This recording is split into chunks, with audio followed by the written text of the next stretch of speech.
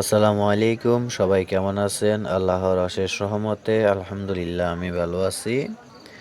আমি আজকে আপনাদেরকে একটি অটোরিকশার 48 ভোল্টের চার্জার দেখাবো, যেটি দীর্ঘদিন চলার কারণে চার্জারটি কিছুটা সমস্যা দিয়েছে, সেটা দেখব।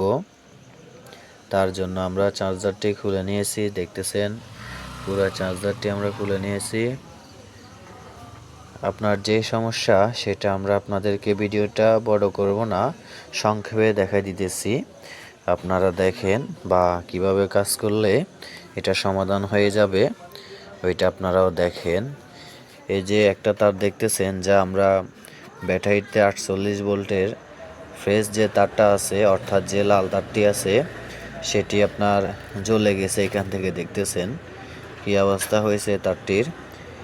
এই তারটি আপনারা যে কোনো মেকার দোকানে গেলে আপনাদেরকে লাগাই দিবে, অর্থাৎ তারা ঠিক করে দিবে।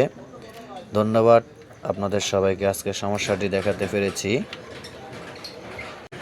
আপনাদেরকে আরও একটি গুরুত্বপূর্ণ কাজ দেখাবো, দেখতেছেন। একটি হচ্ছে যে এটি তো দেখাইছি আপনাদেরকে, সব কিছু বলে দিয়েছি। আরেকটি হচ্ছে যে যে কুলিং ফ্যানটি আছে, আমি আপনাদেরকে দেখাই ঘুরে। এই যে কুলিং ফ্যানটি আগে ছিল বাতাসটি বাইরের দিকে, মানে গরম বাতাসগুলো বাইরের দিকে টেনে বের করে দিত। এখন আমরা সেই ফ্যানটিকে ঘুরে ঠান্ডা বাতাসটি আপনার কয়েলে যাতে লাগে ওইভাবে ঘুরে লাগাই দিয়েছি।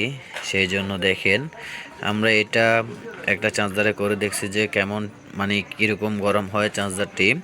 আলহামদুলিল্লাহ চার্জারটি ঠান্ডা থাকে। এই কারণে দেখেন আমরা ফ্যানটি ঘুরে লাগাই দিয়েছি। আপনারা সবাই যদি চার্জার খুলেন তাহলে এভাবে লাগাই দিবেন বা এভাবে ফিটিং করে দিলেও হবে, তাহলে চার্জারটি একদম ঠান্ডা হয়ে যাবে।